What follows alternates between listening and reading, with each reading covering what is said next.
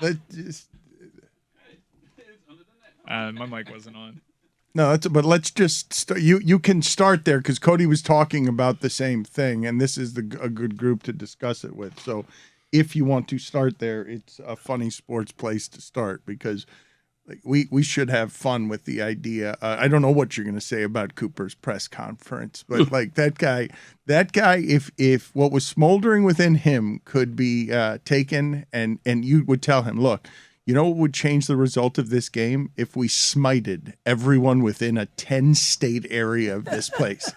And he'd be like, yeah, go ahead and do that. Go ahead and do that. Smite, a great biblical word. Just took out every... And John Cooper is usually so even, right? Even in what qualified for rage from him was still like, oh, the wrong yacht rock song played. But he was testy, and I think it was all just because of that weird finish. I've never seen anything like that in my life. Kadri had no idea that he scored. The rest, he had no idea. Yeah. No, he skated off, and it was like I thought he was going to be. I'm like, was that an amazing game-winning goal that changes the series, or is he just going to the bench on a board line shift? He's just milling about. I was so confused watching it that I thought he was the only one that knew. That he was the only one that had the conviction to have thought that he scored, but it must have been teammates, must have been the bench. But I was trusting him to tell me because sometimes I'm old and can't see where the puck is, and it happens very fast, and I'm always amazed that the announcers get there as fast. They're getting help from those lights because they always know before I do. I thought to myself, well, if the goal scorer doesn't know, he would know. He would know. And he doesn't think it's a goal. He's not reacting like he just made one of the biggest goals in that franchise's history. I started texting Vasilevsky again, incredible save, because his body contorted in a way and he didn't react like it went in. Yeah. It was so puzzling to me because then all the Avalanche players went on the ice. There was no goal light. The only person that knew it was a goal that was giving me reassurance was Ray Ferraro because ESPN has this really wonky type of broadcast team. McDonough's up high. And the color commentator, instead of being up high, normally you see a third person on the announce team that's in between the two benches for an on-ice perspective. They do that game in separate locations. Ferraro's on the ice, and he was saying, no, that's a goal. While he's saying that's a goal, I see referees picking at the net. There's a puck in the net. They're as dumbfounded as I am as what's happening, and the Avs are celebrating a walk-off. They look like police officers over an area of a crime scene that everyone needed to be careful around. It is not how you would react. You expected something decisive. If the puck's in the net, does someone not know that the puck is in the net? Is anyone out there aware of whether the puck is in the net or not? I saw one of the Avalanche defensemen skate in from the neutral zone, pointing at the net. The puck's in the net. The puck's in the net. But he was the only one who knew. The other 8 guys in front of the net didn't know. It was somebody coming from the outside. And the Tampa Bay reaction was also puzzling. And when I initially saw John Cooper, the Tampa Bay Lightning, the head coach's comments in the press conference, it was very ambiguous, right? It was just like, that goal shouldn't have counted. Well, he was being careful not to be fined there, right? He didn't want to be in that moment. That or he was just as confused as everyone else because it felt like that goal shouldn't have counted just from the reaction because we didn't get the goal horn, we didn't get lights, we didn't get anything. Away game. Yeah, I know, but we get the red light. The red light, goal light, no. You would agree with me that while it's not satisfying in any way to us, you want your glorious moment. You don't want milling about. You want noise and cheering and the joy of sports. You don't want somebody. One of the Panthers playoff games ended that way this year against Washington, where the ref just comes to the center ice with a mic that doesn't work and says the game is now over. That's not how you want these things to end, but there is a certain perfection in this particular hockey team. There is no beating them unless you kill their coach and then set fire to their entire franchise and burn it to the ground, and then they will rise from it, and you will have to do it again with knives and artillery. There's a certain wonder and amazement in the fact that the only way to kill them is, of course, with a supernatural goal that no one knew was a goal that makes everyone mill about, because you're not going to stab them in the heart and just have them die. Like, that's not how it's going to happen. How are you going to get past Vasilevsky with a goal that none of us are sure is a goal or should be a goal, and it took you 6 men on the ice to do it? Well, this happened when Patrick Kane scored the cup-winning goal against the Boston Bruins. It slid right under the Bruins goaltender and went right past the goal line to the side of the net. Nobody saw it. Yeah, not even Doc Emmerich. Nope. It could have been one of the greatest goal calls in NHL history. A title was decided and everyone was confused because they just missed it. This was different, though. This was a clear and obvious goal. Yeah. It just didn't ricochet out. It got stuck in the netting. But 2 goals that came without hitting a stick, correct? That is also what beats Tampa Bay today, right? Two Colorado goals that did not come off a stick. Yeah, the McKinnon goal, his first goal of the series. He had a weird series. He was a guy that was on the ice, and after I saw Cooper's statement on like that goal shouldn't have counted, I was like, what is he talking about? And then the Twitter detectives started coming on with still images of a line change in which McKinnon was still on the ice. Even I think the official score sheet. It did. The score sheet had six players on the ice. That's pretty damning. Dude, if you're going to start screen capping how many men are on the ice during a change, you can't legislate that in the sport. That what happened with McKinnon happens 20 times a game. It has to be egregious. They have to be involved in the play. The puck has to go off of them. Tampa has to touch the puck and point to him on the ice. That happens so often. To me, it's lame. It had no consequence to the play. They got caught on a line change. It was a great play by Kemper to get that offense, that offensive attack going in that moment. I think you're grasping at straws if you're complaining about too many men. Yeah, I mean, there was video that Sportsnet put out of the bench, and it seemed to show that McKinnon was on the ice for a full 5 seconds before eventually coming to the bench and the change happened. So by the spirit of the law, that's too many men, but I didn't realize until last night, number one, that's not reviewable, and second, this is kind of a subjective thing based off of who's standing by the bench, how long you take to come off, and it really is entirely dependent on the referees and the linesmen to spot that, and they decided it wasn't, and it's a good goal. Well, we all know that refereeing and officiating tends to be different in the playoffs than it is in the regular season, and this is where that applies. To me, you don't let this goal in if there's some doubt about that sixth man. And the sixth man, to Woody's point, was on the ice for what seemed like a pretty long time. He wasn't involved in any playmaking, obviously, but he was well off the bench at that point. To me, that's 6 men on the ice. Do you guys enjoy, I don't know, Mike, how much you participated last night, but we're talking about too many men, and I enjoy that while too many men were too many men, we had a podcast that was live with a lot more expertise than we have about hockey talking, that's called Too Many Men, that they were doing a live fun show. What was their analysis of? I did not stay to the end. Well, the Too Many Men thing, I didn't watch their immediate initial reaction. That kind of trickled out after the press conferences, so I'm not sure if they signed off. I actually joined the live broadcast that the Too Many Men crew did last night. I really enjoyed my time with them. I always checked in during commercial breaks and intermissions to get their perspective on things. I would really like to know, because most hockey people that I know are like, you can't. That happens 20 times a game. Think about what we're talking about. That sport is so lightning fast, partly because of the line changes. You have guys coming on and off the ice, hopping over a mini wall with swords on their feet, and they make it look seamless. All right, you're going to have 6 guys on the ice several times throughout the game. It's impossible to not do that, and that's where I like the judgment call. If McKinnon doesn't actually impact the play, which he didn't, if Tampa doesn't make a play on the puck, doesn't get their forward check going, they got caught with their pants down, and it had nothing to do with McKinnon still being on the ice. He didn't impact the play at all. For me, I let it stand. But 5 seconds is a lot. It's a lot. It's borderline tipping point. It's a lot. It's like 12% of a hockey shift. It's past the tipping point with these stakes. Look, this controversial play very likely just handed Colorado the Stanley Cup. And you can't let that happen. And if nothing else happens here, I don't think Cooper will be fined because of this controversy. Oh, he didn't say very much, though. He just left the press conference after one question. But he said it shouldn't have been a goal. And he'll say more today, I'll bet. Well, but okay. Because but it could be on the defense. It could be on the coaches. It's so ambiguous. Okay, but at the very least, this should lead to a change where this is reviewable. I would hate that. Oh, You can't review this. This is I honestly think it's akin to after an NBA basket is made and the referee has to touch the ball. Sometimes they touch the ball, sometimes they don't. Sometimes the player is in bounds when they check it in.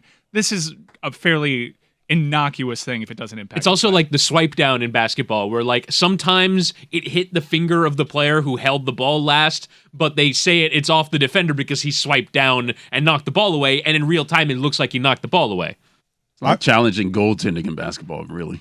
I want to ask you guys this, because I've always thought of how absurd it is, really. The just with all the analysis that we can do now of things we care about, like football, like digging down on the numbers, like super analysis on how things are decided, who has value, who wins. I've always thought that football is the most absurd of these, with the randomness of people colliding all over the place, moving very fast, injuring bodies. Inches, really? Dallas's season's going to come down to, really? It's going to be about a second? Okay. Oh, really? Okay. This is random. Small things can change everything. This is how you take out the Lightning. Like that team, to get through all of the things it's had to get through, all of the things that team has had to get to here, to be like on the cusp of like historic dynasty from any sport. The way that you're going to take them out is on a referee's call. The way that you're going to take them out is on random, is on an overtime. I'd really like to see this go to 7 games, and you have to stab the champion in the heart in a way that I see, not the refs tell me on replay. I guess I get what you're getting at in a macro sense, but Colorado has taken this. They came back from a goal deficit twice on the road in that game with a tummy full of burns. And I don't know if you've ever had a tummy full of burns. You got to tell me more about the tummy full of burns. You get the meat sweats coming from a tummy full of burns. You're not right for a couple of days. How many tummies full of burns did they have out there? Were they playing through? Oh, the coach already said it. Like, that was part of what happened in Game 3. The wingers wanted to go to Burns Steakhouse, and that's really the home ice advantage. It's not what Kadri said during the first intermission, where he called the ice garbage because it's 100 degrees outside and we're going to be yelling from mountaintops because the rising tides are going to drive us all there. If you watch the first 2 games. Sinister laugh.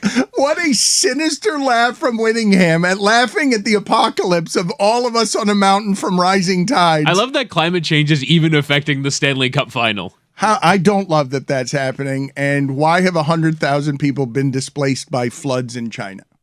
Okay. Well, there's a lot of people in China. I guess you could also apply that. Why? I don't want to talk about Guys, that. we need to keep our eye on the ball here. Oh, the puck. On the puck. Thank you. You're welcome. We need to fix what happened last night. We cannot have the most dramatic moment of the season be unseen by everyone. What do we need to do? Yes. Glowing puck, goal line technology, He's right. all ideas He's so on the right. table. He's right. This can't be how the he's sport right. is decided. He's the right. sports championship was decided and nobody saw it. That's Sean right. McDonough was confused. He's I right. felt so bad for him He's so because right. he has the call robbed from him. If you watch back the highlight of the winning goal, presumably, of the Stanley Cup Final, he sounds confused. Everyone's confused. You can't have confusion in your most Whittingham, ecstatic thank moment. you for your indignance. Happens all the time in hockey, Whittingham. Blackhawks Stanley Cup 2010, Yeah, same thing. Steve Martin also. I just got here. I missed Coffee it. machine Yeah. didn't work. Welcome. What?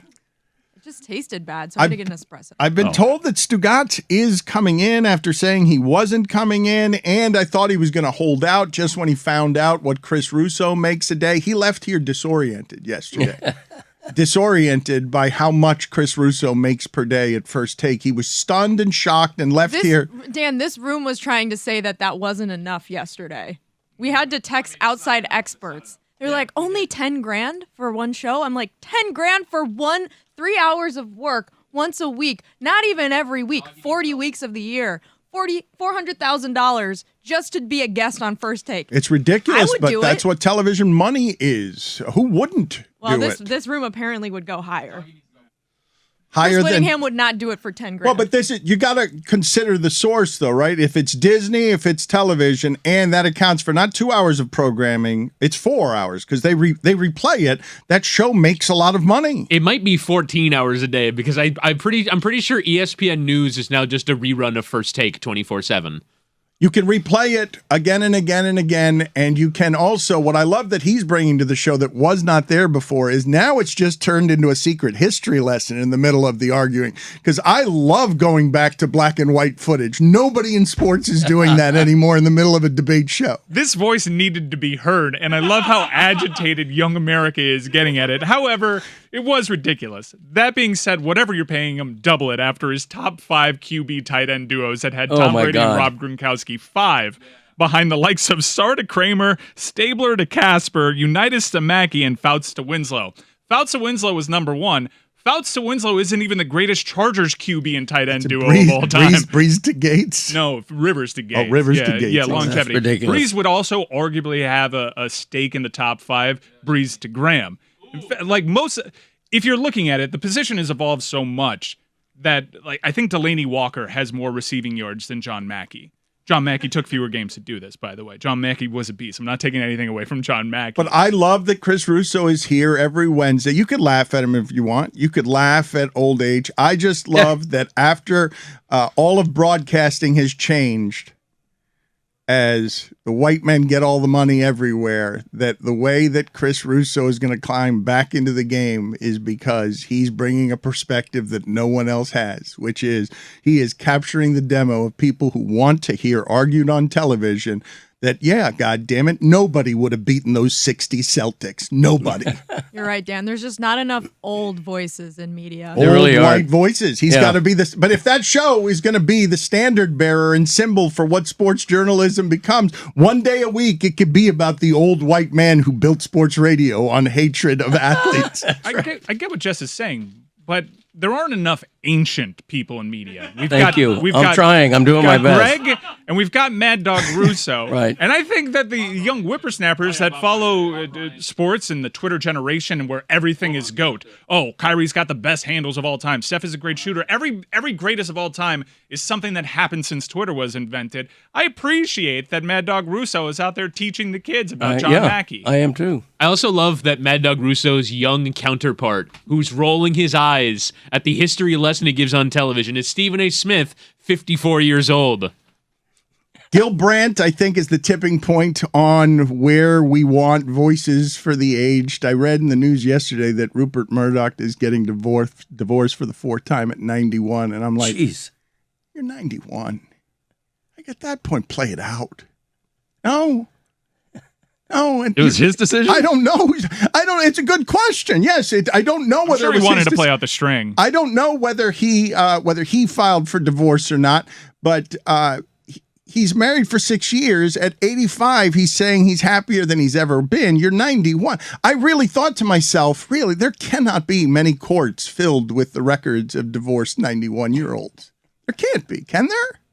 Somebody who's just really had it up to here after 60 years. At 93, someone leaves the home. Hey, he's in his early 90s. He wants to play the field. You know, there's a lot of activity out there for a guy his age. You know, don't. Is he gonna move to the Villages? Yeah, there you go. That's for the move to Margaritaville. Go to a Buffett property. I Googled oldest known divorce. The oldest known divorcee was 101 years old, Harry Bidwell. He divorced his 65-year-old wife in 1980. At what age do you guys hear this, though, and you say, you know what, I just play it out from there just to not be alone at the end? I understand the idea of better to be happy alone than unhappy with someone else, but not for a couple more days when you need the help? In terms of longevity and a marriage coming to an end after several decades, I found a 77-year-long marriage that came to an end when a 99-year-old man filed for divorce. Wow. At what age, do you guys not have this reaction to Rupert Murdoch getting divorced for the fourth time? I think this is a question for Greg because you've been married the longest. At what point, did you have a birthday where you realized at this point, we're just stuck together now? Yes. We're too old to do Right. all the legal. Yeah, stuff. we're past 40 years marriage now, just barely. And I cannot imagine being divorced. I mean, we know each other so well. We have every sort of relationship, and it's too late for that. You know, what am I going to do? Start dating? Come on. I am slightly curious as to what that would look like. I would love to know what that would Perhaps look you'd like. buy a new shirt. Can we create a dating profile for? I'd like to. Yeah. Can we at some point today Swiping create? right. Let's try and see what we can lure for Perhaps Greg we cover all 10 toes. on Tinder. Let's What? see what we can lure Yeah, on please, Tinder. God. Let's see if we can get a Greg Cote makeover as we try to make him look. There's an angle here. Chris Russo has just set the bar. Old white men who give you musty opinions are back. Right. And Russo's their Damn pioneer. right. And now is the time, Greg, to get, big-headed with fame, leave your wife, start Right. dating, create a whole new life for yourself. Yeah. Well, what's the modern pickup line? When I go into There a are bar, none. It's a lost modern art. Really? pickup line. It's a lost art. I No. want to bring back the pickup line because when I was dating, Back in my day. This is a Yeah. good back in my day you have not done. I would make a reference to having watched Mayberry RFD. That was my favorite show. That probably wouldn't work now. I don't know what you're talking about. Okay, there you go. Go ahead and do a back in my day, please. There's an idea for Does you. RFD stand for something? The pickup line. He's a 4, but he Rural references free delivery. Mayberry RFD. Yes, thank you. Rural free delivery. So basically, you got this man over here playing the field in an Yes. old-timers game. That's exactly right.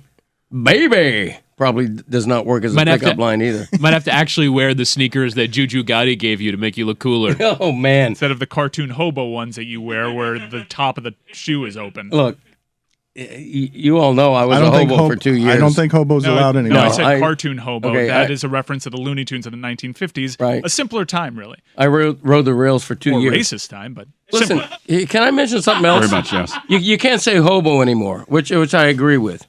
You know what else you can't say? And I just heard this, and let me know if you think it's bad. You're going to do homeless, unhoused? No, I still no, make not at that all. mistake. Yes. Not at all. What I'm going to say is, and this is legit, I'm not playing this for a laugh, it's no longer master bedroom.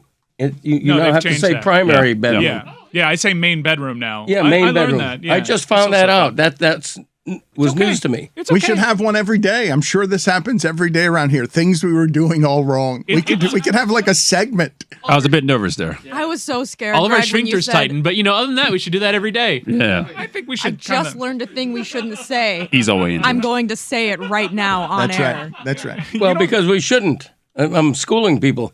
If you're still saying master bedroom, stop that. I appreciate it. You're teaching the you. young folks. I think, but this is something that can replace back in my day if you want. If we want to teach the young folks, here's how you could be a little extra decent. Does it cost you anything to learn this little thing? Now, the answer to that is go fuck yourself, of course. The answer to that is I will not govern my commentary that way. That's the answer from all young people on all things. Go fuck yourself. Right. Yeah. I will say it's an interesting time, and we're all scared to admit that we're trying to be progressive, and in our attempts to be progressive, we're going to have missteps. We're going to reference a bedroom as the master bedroom. We're going to say she and he when we should be more careful. That's one that I've got caught up into just because, look, I'm not afraid to admit it. Most of my life, referencing someone by a given pronoun was based off of looks. Sure. And now you have to be more careful, and gender identity is a more fluid thing, and we're all learning together. I don't think that there's shame in getting angry and correcting. I don't necessarily like how we're so quick to correct somebody with anger. If they're putting their hands up and they're saying, I'm learning, that I think that's a good thing. Sure it is. I mean, if Jess wants to be referred to as them instead of she, that's fine, but it also may take me time to get used to that. Yeah, you're in your 60s. Right. It was not something that you had. You're fully formed at this point. It's not something that you had to consider until you're 58. You're far more likely inclined to make a misstep in that regard. Right. Will someone please just take it easy on the old guy? The old white guy who's made his career Well, in writing columns. There is That's a right. lane here Thank for you. Greg Cote, following Chris Russo, to still have a great white privileged career because he deserves it at the end. His musty opinions allowed to be a little mustier than most, grandfathered in literally. He's mad at his son, incidentally. We got to get to that in a second. I'm 'cause- interested, but I get what you're saying, Jess. But I think that if he refers to Demi Lovato as she, I think, and we correct him on it, no harm, no foul for me. Like Right. it's just one of those things that we all have to learn together. Yeah, it depends on what my reaction is to you correcting. If I harumph and make fun of the fact that she's no longer identifying as she, then that's on me. But isn't that If I'm something saying, that "Oh, isn't- my bad," But then- isn't that the conversations that's happening all over any place where people are running on a platform of can we be less of an asshole? Okay, like let's not just don't do the thing where everyone's fighting about everything. People don't want to learn. Hey, I've been saying homeless all my life. Bleep off. Don't tell me to say unhoused. Like this is how I've been doing it. Don't take my freedom. Get that request away from me. I'm defensive. I'm old. I'm proud. Give me the things I know. This is how I'm going to become old, defiantly so. Don't take my things. And if we can, I don't know. I don't like being corrected on this stuff. I don't like being embarrassed by this stuff. I don't like getting it wrong and being held to a standard where if I get it wrong, I am now not just, we're going to have mockery here. Now you can get aggregated and it becomes dangerous because you've done the wrong thing. And now everybody's playing scared at microphones. Yeah, often we don't necessarily get the newsletter that Ezra Miller is going by they, them. Sometimes you're just going to refer to Ezra Miller as a he, him, and then someone will correct you on it, all too often as a smartass, and you're super embarrassed by it. And now I'm learning to just default to they, them, their, and that takes repetitions. That's going to take time. I think having well-meaning intentions is important. I think also like this room and this show in particular can't be the arbiter on like what constitutes a good intention, because historically we do not have any LGBTQ or non-binary or trans like representation in this group. I mean, we have a few guests that we've had on at times, but like we don't get to decide what is offensive to someone. And I think that it sounds like everyone is willing to learn and change, which is better than most. Yeah. But like I don't think like Well, I'm not the arbiter on what is acceptable or not acceptable. No, whoever is offended is the arbiter on Right. that. But you can also not be offensive in. Well, I guess if it's offensive. No, to you the know person, what though, you guys. But you take it as a learning. I'm telling you though that you say to the people listening to this, everyone listening to this, the offended party is the one that decides. Like this fight is at the intersection of no, it doesn't get to decide. The offended party does not get to decide for me, the person who has always been allowed to say whatever it is he pleases. I don't mean me. I mean the me that is objecting to. He or she, Dan. Or they. That's don't. right. Or Hey, they. yeah. Or they. Them. Can I get a list of things we could say and can't say anymore? I would defer No. to. Please? No, you. Fuck Why? off. You. Learn as you go. You won't read it. You're an adult. Like, read some articles. Talk to some people outside of your friend group. You think he reads? Exactly. Just default to they them. Just a little list. That's all I'm asking for, Jess. You want someone to do the work for you. Just like figure Of it out. course. Like you're Yes. almost a 50-year-old man. I don't want Greg to get in trouble. I myself, I don't want to get in trouble. And so I'm just thinking Stugotz- maybe a little list, like a cheat list. So, the you know? Walt Disney Company provided a little list in the form of HR training for Yeah. 5 years, and you never did it. True. Stugotz doesn't really realize how good he has had it for a while in a lot of different places, not being asked to read anything. It's hard. Mike calls him the unlikeliest story in the history of show business. Thank you. And it's real because at 50, he very much just wants the cheat sheet for, hey, guys, how do I slide out the rest of the way? Just never doing any of the dumb shit so I could do my dumb shit. Map out the next 10 to 20 years. Just do it. please. Can you Yes. guys just send me a list of things that will electrically shock me if I am saying you ran into one of them yesterday without realizing. You're like, Giuliani cleaned up New York. Oh, wow. No one's loaded.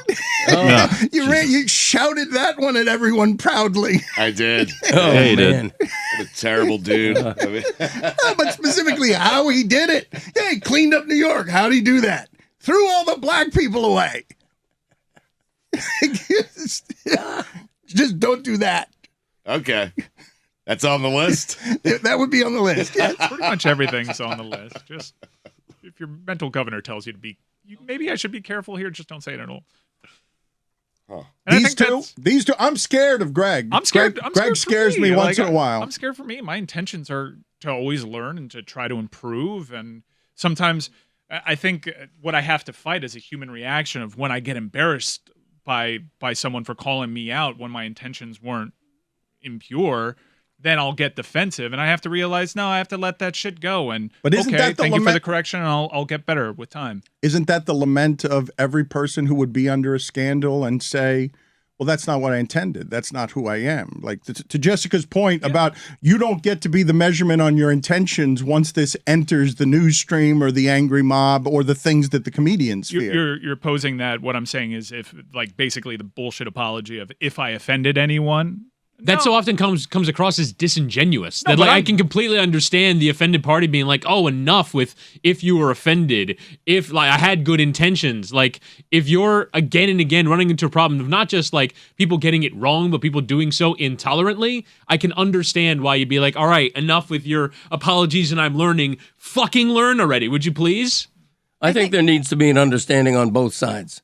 No, I think this is the responsibility of people with large platforms who either write for a living, have podcasts that a lot of people listen to. Like, I think it's just on us to learn and adapt. Like, our main method of communication is language, so it's important to know what language is inclusive and what language is not. And it should be our jobs to want to have an audience that can span multiple different groups of people and not exclude a certain group. And so I think it's just smart, and it's not we're not trying to be assholes. So just like we should all just kind of learn it and figure it out. And I think my intentions were always in the right place. I'm kind of satisfied with the rate that I'm learning to change set behaviors over decades. You can understand the difficulty in breaking some habits there, but I also feel like now more than ever, I should make a more concerted effort to really examine my own behavior and my own tics and my own defaults when it comes to pronouns and stuff, because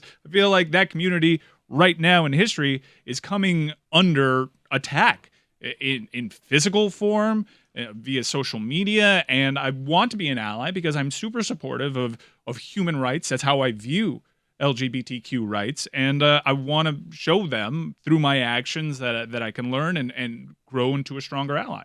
Agreed. What I'm saying is if I say on the air, not that I refer to it all, if I say on the air I refer to Demi Lovato as her, I'm not doing it with any malice. I'm doing it because that's what I think of, and Like, I've said it my still- whole we're Well, life. you've still been saying using it her- your entire life, though. That's Right, the way and you're saying You're it. doing malice, though, Greg. Again, like you keep getting stuck on whether or not your intent matters. Your intent doesn't matter. Your intent, it can soften by degrees what the charge is from the offended, but Right. you're going to keep finding the way to find your position on this. But I didn't intend, and therefore it's okay. And then you're going to keep getting defensive when people tell you, no, your intention doesn't matter here. Stop doing that. Okay, but if I make that mistake and you get indignant, like, like that's so disrespectful when it's just an honest mistake by me, I'm not going to come back at you. I'm going to say, yeah, my bad. I forgot. Can I still say choke? Just, must win. Do it Oh, no, again. we're going to I mean, well, this is where the objections are going to start by Speaking degrees. of, you kind of sound like you're choking right now. Are you okay? well, no, I'm a little. Jesus. I, Oh, man. I no. have to be honest. I'm a little stuffed up. I took a COVID test before I came here. It was negative, but I am a little stuffed up. It's getting to the point where I just don't believe you on that. I don't No, believe is that that. why you were late? I don't believe I it. did. I took a COVID test. I Yeah, didn't come but in see the- here. see Look, the photo? you don't say I any. don't have a photo. Stugotz, Yeah, take a picture. I didn't think you were coming in today. I thought you were holding out because of after learning what Chris Russo made yesterday. Yeah. Yeah, I was upset. He you should be holding out. yesterday. Doggy. In one of the most amazing things I've ever seen. Stugotz was threatening Chris Whittingham with his vacation days. It was so strange. Stugotz was threatening that he wasn't going to be here today.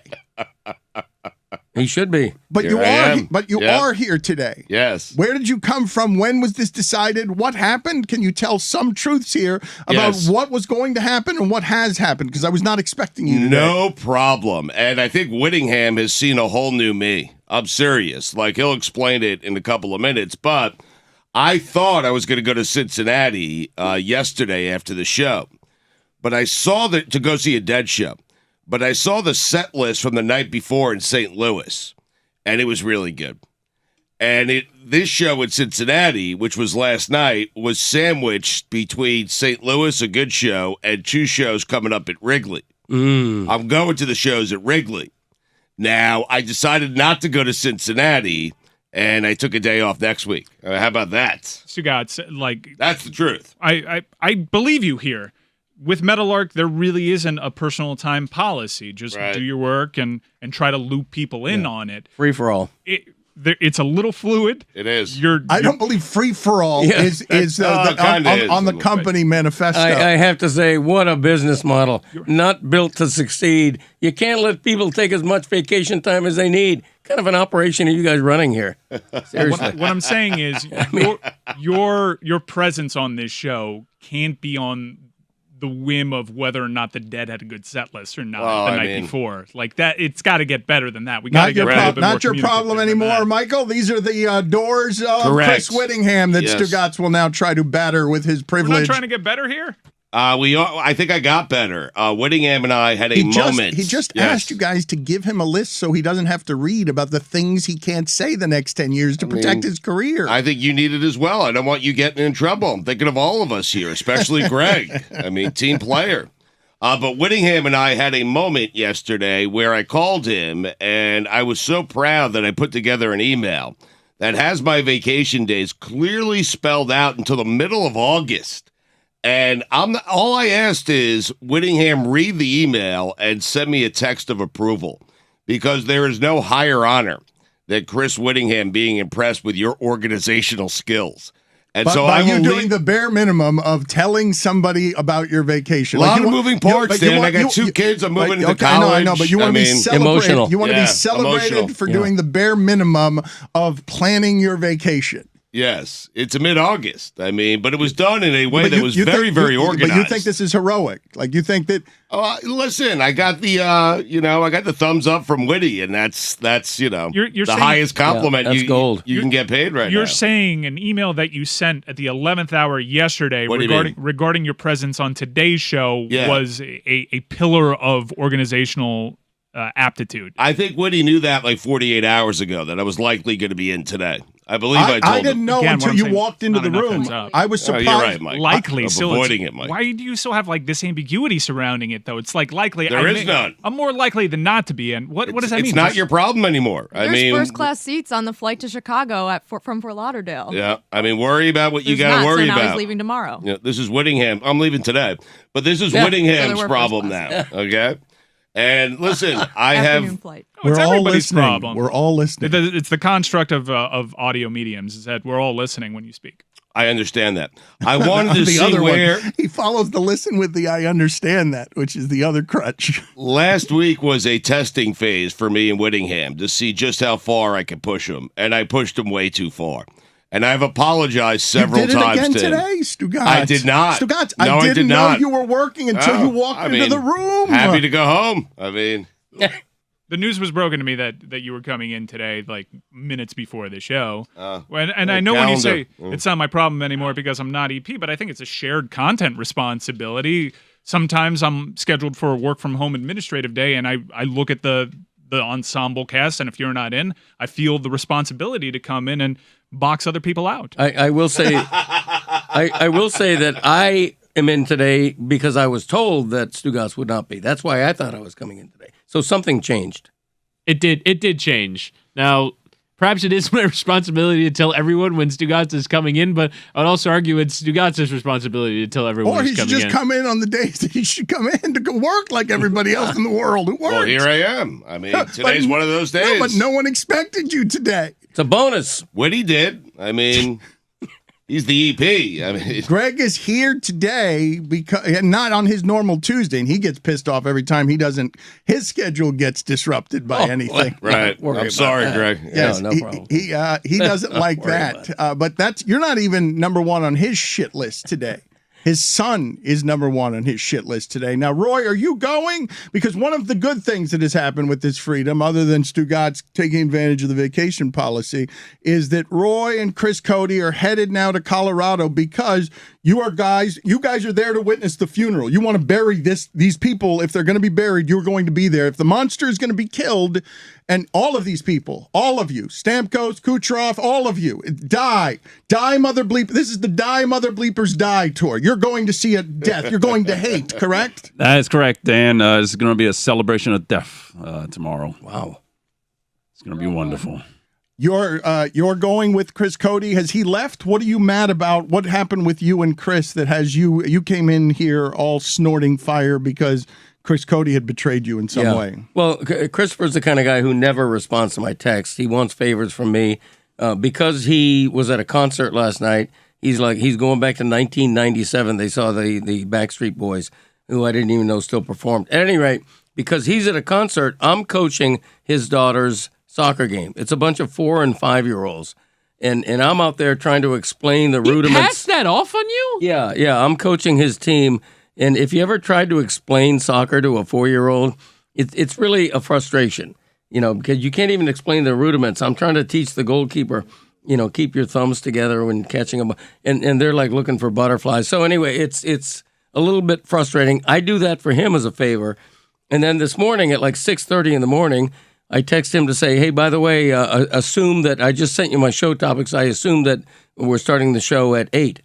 Crickets, don't hear back. So I leave the house early, assuming we are starting at 8. I get here, nobody's here but Whittingham, and which, by the way, I want points for being here early, which accrue to offset any time I'm late. In You the got near more points future. than Stugotz. Thank tell you. you that right now. Yeah, so I get here early, Thanks, Roy. and Christopher never has the courtesy to tell me, and then I find out he may be flying to Denver, which also would have been good for me to know. You 'cause I guys, didn't know you that guys either. have it hard. Is the short answer? Wait, why? Stugotz He's and- like a 35-year-old man. He has to tell you when he's going on vacation? It affects me. It affects my job. My job was to do the show today, which I thought started at 8. Now, granted, a half-hour difference isn't much, but it's a difference of whether I get up at 6 or 6:30, which is a little bit of a difference. It's a big difference. Wouldn't that be Big- Chris Whittingham's fault then?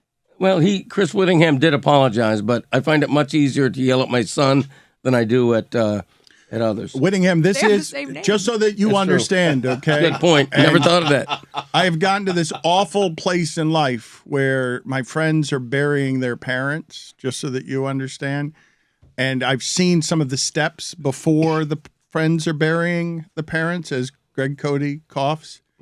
This is you cleaning up the diapers of the old people at the end, Whittingham, just so that you know. This is you taking care of the needs of formed old people. One of them who's a big deadhead who can't be bothered to abide by any normal workplace rules, and the other one who's a coughing, heaving mess who expects his son to do everything for him, including celebrating him on Father's Day for the rest of time. Right.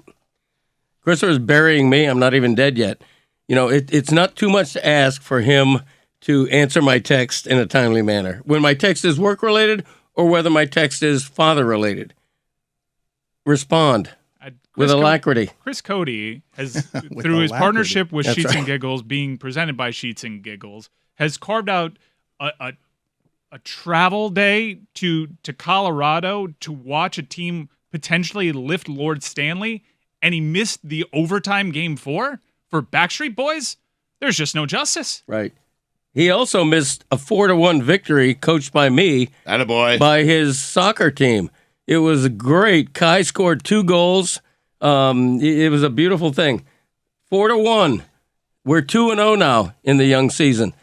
The team picked the nickname, and they couldn't decide between 2 names, so now we have like a ridiculous 2-animal nickname, like cheetah sharks or something like that. It's like, and so your hands are in after the game, and a bunch of 4-year-olds are going, "Let's go, cheetah sharks!" It's kind of crazy, but it was fun. Too bad Christopher missed it because he was watching the Backstreet Boys instead of flying to Denver. But what I'm saying is, as a father and as a coworker of his, it would be nice if he communicated with me a little bit better. That's all. I apologize, Greg, for my role to play in the lack of communication. Sure. I communicate to our group. I think via, you need to apologize to Stugotz here too for some reason, don't you? Yeah, I mean, I Probably communicate. should, I yeah. communicate to our group via Slack. That is an internal thing that we have. You're not on it. So I don't do Slack. I thought it was 9. Jack. He asked me before the show, "What's Slack? An app? What is it?" I still he's don't know I'm what not Slack on is. it. I'm It's not. You guys annoying. talking about me there? It's what you get all the time for simply existing. Back in my day, when you call somebody a slacker, that was a derogatory. And now it's so okay that you're naming Slack as something that's desirable, like a communication portal. What is Slack? I still don't know. It's basically email without emailing. We're not just email. It's a workplace. What are you're trying to circumvent the system? Just up the email phone. for crying out loud. Me and him just got here with our AOL. We just Really? got here to email. Quit Seriously. speeding up on us. the Slack. Crying the out nature of the on-air partnership of Stugotz and Greg Cote Slack. is that they genuinely just agree with each other. But I did kind of get mad as Stugotz was nodding along at all the points that Greg was making about how Chris needs to be more communicative and more organized about the vacation. Like, yes. Respect, I mean. Yeah, great thank point. you. It is respect. It's his dad. I mean, Right. Or But your this is the thing. coworkers They should they respect wish to be served. Look, man, I learned this from my father. My father never looked at me like the boss on Highly Questionable. He's the only one who didn't. My father, he will always look at Christopher as his son, and that's all his son's going to get because he's a narcissist even more than my father. Correct. Yes.